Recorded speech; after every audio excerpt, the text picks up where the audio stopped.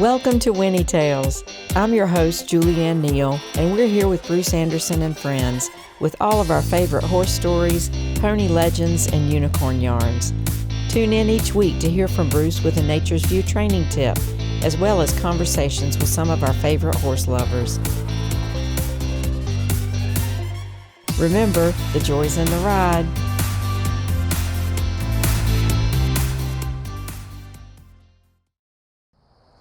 Hi, Bruce. Hi, Julianne. We're sitting on the back porch, and I guess this is going to be one of those Training Tip Thursday podcasts. Are you ready for that? I'm waiting patiently to find out what it is you're going to ask so I can run off at the mouth. Well, I figure we've had a couple of interview times with people, and it would be a good time to take a break from that and have Training Tip Thursday. So the past couple of times that we've had clients in, you've worked Just so you know, it's Wednesday, okay? Unless, of course, you're putting that out tomorrow. Exactly. Okay, then, people. Pretend I didn't say that. Today is supposed to be Thursday, even though it's Wednesday. Well, it takes me a day to kind of get my act together. Okay, then. So now you know. Now you know the rest of the story. Yeah, exactly.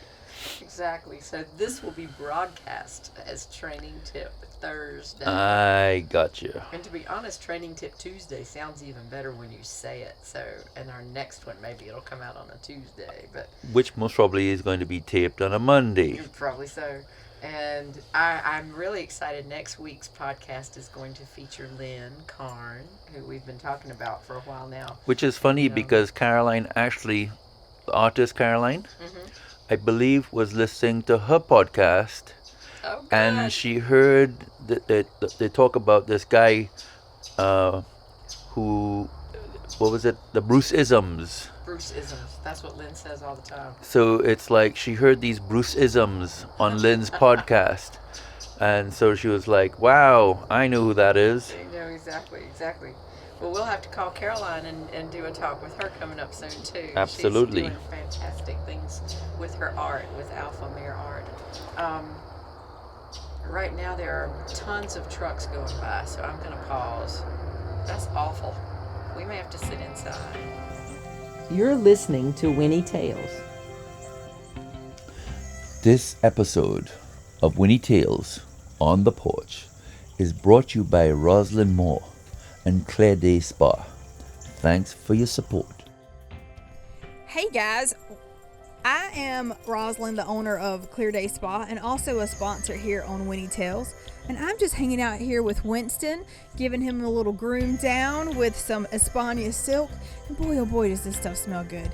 So if you ever are in Camden, South Carolina, don't hesitate to come by Clear Day Spa for a massage. Or if you would like an intuitive reading, you can also go to my website and book one there. Hi, Bruce. Hi, Julianne. Here we are again for Winnie Tales. And we actually usually stay on the porch, but it was too loud on the porch tonight. All the cars driving by, I don't know. We had to move to a different location, so hopefully we will feel as much in tune with nature inside as we usually do. It's a fancy equipment. It's picking up everything. Oh yeah, it's nice, but yeah, the trucks or something is bad timing. I miss the chickens and the roosters instead, but anyway, so how was your day? It was good. I had a long talk with one of the ladies that I've worked with. And then we are working with my friend Sarah, who also helps us with some of the horses that we work with.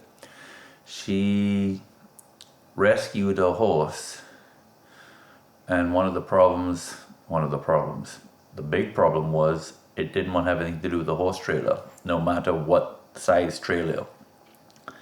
So we've been working on that, and we've almost come to the end of that journey, which is sort of interesting because she would be a good one for you to talk to, because since she has started this journey with this horse, prior to that she wasn't necessarily, how should I put it, willing to go in the round pen with us. And it's kind of cool to see not only the transformation of the horse through the system, but also her transformation and how much she sees it's benefited her personally. So it's kind of cool to see those two aspects. And today was the first day that she was able to self-load this horse, which we call Bing, i.e. Freeman, into her new 2-horse trailer with a ramp. And that was big. She loaded it by herself and closed everything up by herself, and he stood in there quietly. And then when we got to the farm, she offloaded him by herself, and he came off nice and quietly. Is it totally finished? Nope. But 3 weeks ago, let's say for argument's sake, 4 weeks ago, I think we've got maybe 26 hours into this horse, 28 hours into this horse. And it's not just trailer loading, a bunch of other stuff. But it's kind of cool to see in 28 hours, considering he's 8 years old. So think about how many hours that has been. So in 26 hours compared to how many hours in 8 years, there's just this great transformation, not just with the horse, but we're talking about the horse, where he's able to not only go on the trailer, but she self-loaded him today and he just stood there. And not only that, but we worked on, for example, long lining, which it was the third time me long lining him. And the first time we long lined him, he was having a really hard time with the pressure created by that. And today we actually went on walkabouts, long lining. And it's kind of cool to see, instead of him shutting down and then fighting, he's actually working through stuff. So you kind of see hope really coming to life for him.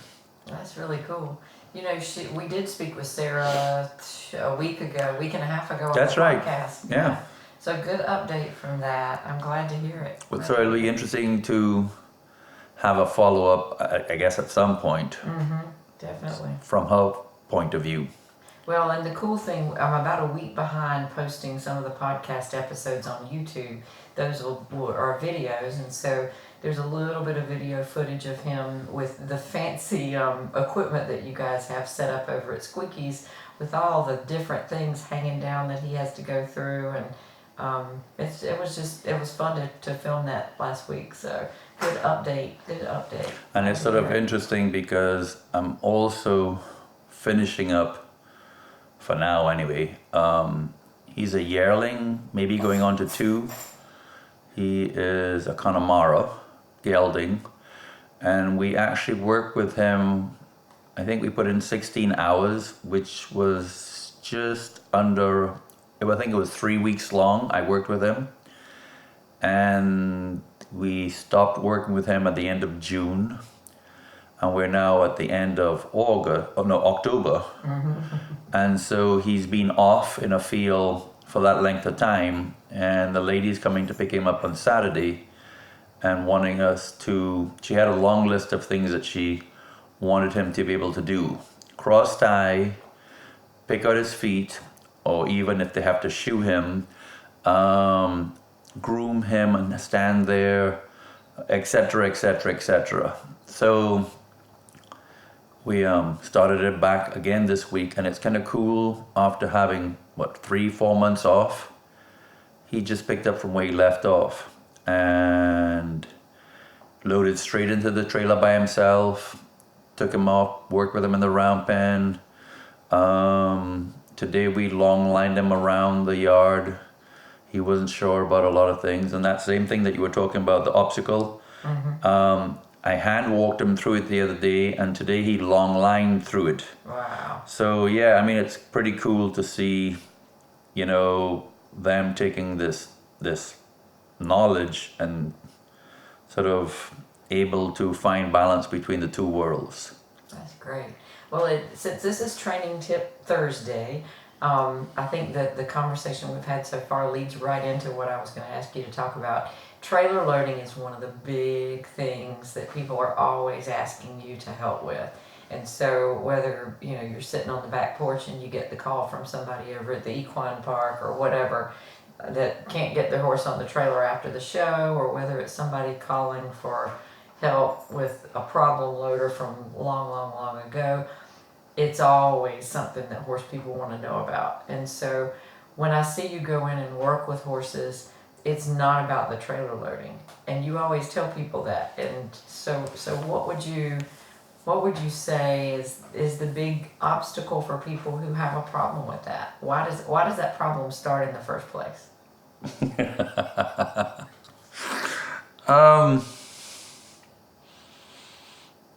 The question is, how far do you want us to break that one down to? Not that far.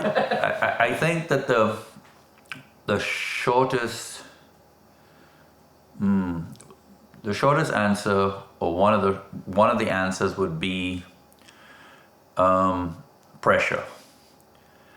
And I actually was thinking about this the other day. The work we do is natural humanship, not natural horsemanship. And the reason why it's called natural humanship, which, understand, when that name evolved, I didn't sort of decide to call it that. That's the name that evolved. And I'm realizing as I go on down this road that the reason that's the name that it came up with is that we're not working with horses. In working with horses, we're working on ourselves and balancing ourselves. And it all goes back to pressure. I found that we are missing three pieces consciously. We have them in us, but the world we have created doesn't foster it. And actually just the opposite. You're sort of almost set up to fail. So with that said, when it comes to trailer loading, to me it's not the trailer, but the pressure created by the trailer. And it's not about getting the horse on the trailer. That's the easy part. It's having the horse stay on the trailer safely is the hard part. And for that to happen, you need to build the horse's, what I call, the mental tools up. And at the same time, recalibrate its muscle memory. So in a sense, trailer loading is sort of almost living a whole lifetime within that session. To me, it's not just the horse that has a problem, but the human. Because when you can't get the horse on, you perceive you've done something wrong, and now you start beating yourself up, which, funny enough, the horse senses that, which is what's so great about the horses. They pick up on that, and at that moment, because we're telling the horse what to do, when to do, how to do, at that moment, you're actually proving to the horse that you're not in control. Because if you stop and think about that little segment of the three pieces, and that is, I have a picture, but most people believe that I know what to do, when to do, how to do to accomplish that picture. And a lot of that conditioning is because of the world we grew up in. And I truly believe that that is the wrong approach. Absolutely the wrong approach. Because you're asking the horse to give up control to you, to go into this thing that's making him very uncomfortable. But yet, in you trying to get the horse into this, you're deciding what to do, when to do, how to do, but you expect the horse to give up control to you and do what you're telling it to do, when to do, how to do. And that's sort of a contradiction. You're almost not, you're not almost, you are not setting an example. In fact, what you're doing is contradicting what you're asking of the horse, which is not to go on the trailer, but to give up control to you. But you can't give up control to the horse. And so therefore, it's what I call double tonguing. You're asking one thing, but you're doing something totally opposite, which is contrary to what you're asking of the horse. And it always seems like somebody calls on the morning of the horse show when they're already upset and already hurrying to get to somewhere, or, there's always that pressure, added pressure of something like that, instead of worried about building the foundation and mental tools before it's time to even think about a horse show. Absolutely, but if you think about it, in going to the horseshoe, again, you have this. I need to be there by a certain time because I need to set up, or I need to school, or blah blah blah. And not only that, but in going to the horseshoe, you are already putting pressure on yourself because you don't want to mess up. This is where you get to perform and sort of show, whether it's others, yourself, whatever, that you have learned something. So you're under pressure as it is. So right off the bat, you're under pressure. So it's almost like your glass is almost full with pressure and there's no much more room. And then when the horse senses that and he decides, I'm not going to go on, it's almost like you overflow into what I call tyrant mindset, which simply means that you're overreacting, underreacting. And then why does it happen at the end of the show? Well, by the end of the show, you're so physically and mentally exhausted that all of a sudden all you want to do is go home and you're like tired, and possibly the show was not as good as you would like for it to have been. So once again, your glass is almost full, if not trickling over the edge. And now this horse doesn't want to go home. It's like, but we're going home. You would think that he'd be like, make way, I'm coming in. And it's usually not the case. Yeah. And again, because you said, Julian, we haven't done our homework, but it's not, what I found is not the people's fault because they don't know. Mm-hmm. So this is what our journey is to show how horses are so important for our well-being, if not our survival, more so than ever before. So, and trailer loading is one of the avenues, one of the ways that we go about and show how the system, nature's view, natural humanship, actually highlights the horse, and where it's about working on you and breaking some of the habits that are not a reflection of you, but actually a reflection of our conditioning, although you perceive it yourself. That's exactly right. And so I guess for our training tip Thursday, the best thing to do would be to check out one of our videos, which is a segment on trailer loading. And if you would like to do that, you can always go to Film Festival Flicks. To me, trailer loading just seems to be one of those things that people are always asking about. And I think on our next training tip Thursday, we're going to focus on some of the people activities that I've seen you doing the most recently. And one that it comes to mind right away is finding the middle of the round pen and all the fun that goes into that. But I think we better save that one for another day. What do you think? Well, I think the interesting thing that you bring that up is, again, as I go down this journey, which I, in a sense, consciously did not choose to start, I fell upon it. One of the things that I realize is, in doing what I'm doing, this is my journey that I share with others, to where I'm finding balance within myself. I call it finding the Bruce, as opposed to a Bruce. And it's quite difficult, but at least I feel now that I'm living, as opposed to before I was just existing. Now, what's interesting about finding the middle is one of the first exercises that I do with people. Yes, there is going to usually be a horse in the round pen, but there are a number of different exercises that you do before you actually get to interact with the horse. That way I get to see whether you're worthy or not to interact with a horse.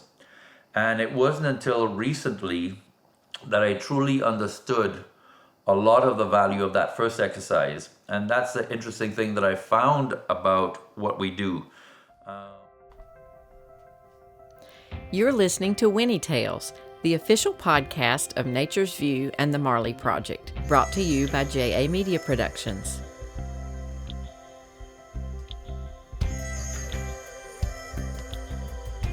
The interesting thing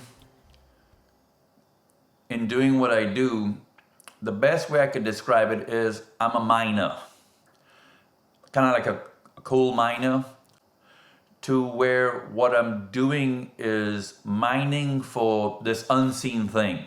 So it's not coal or oil or anything of the sort, but it is natural and it's been buried for a long time. So what we're doing on this journey is mining this information, this knowledge, processing it, and at the same time going through the process myself. And in processing it, one of the toughest parts is putting into words what I'm feeling from acquiring this raw product. So what I found was in this exercise that we do, Finding the Middle, I found another little gem. And it's actually pretty cool because I talk about the two worlds, nature's world and people's world.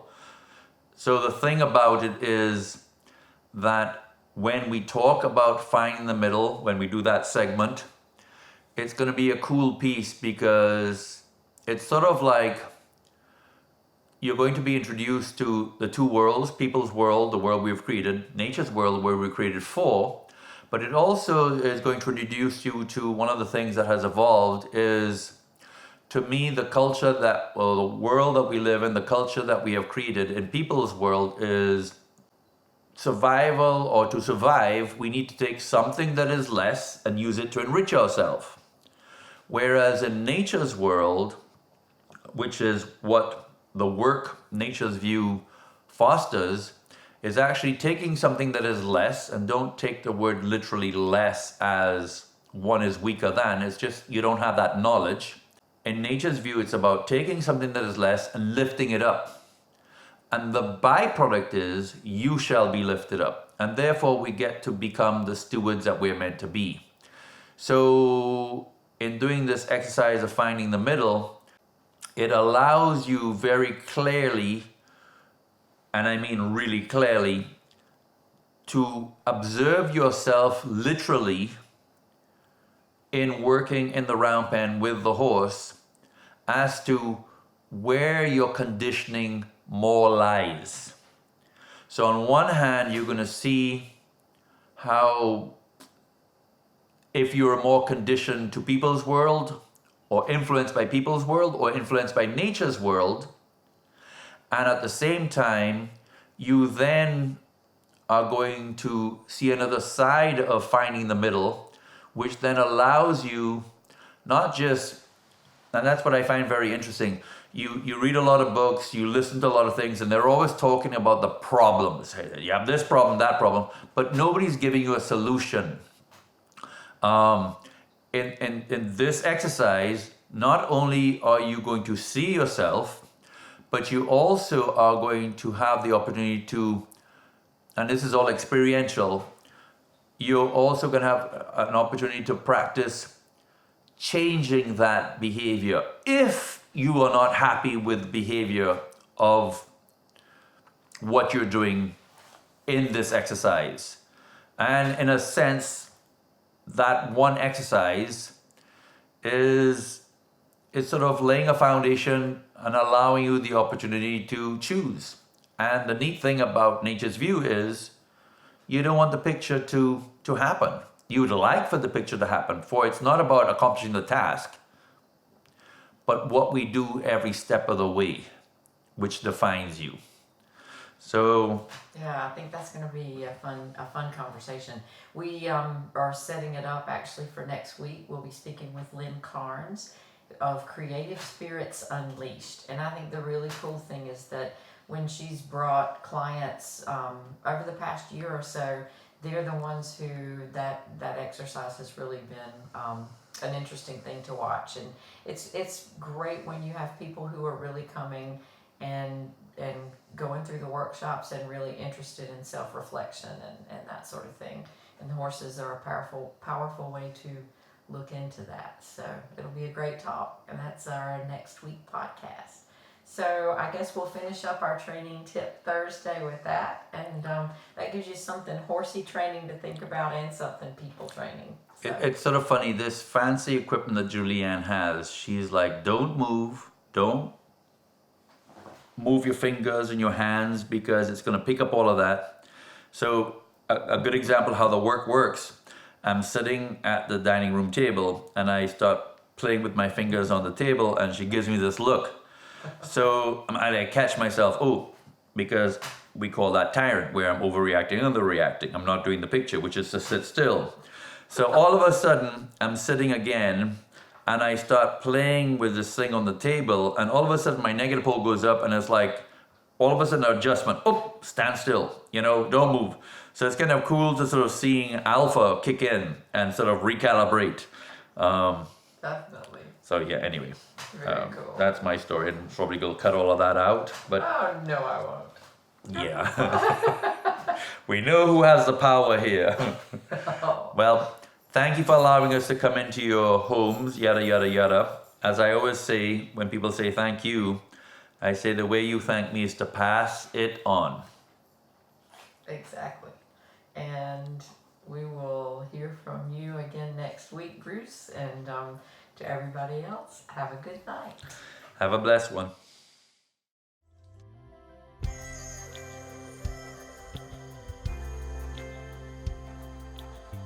You're listening to Winnie Tales, the official podcast of Nature's View and the Marley Project, brought to you by JA Media Productions.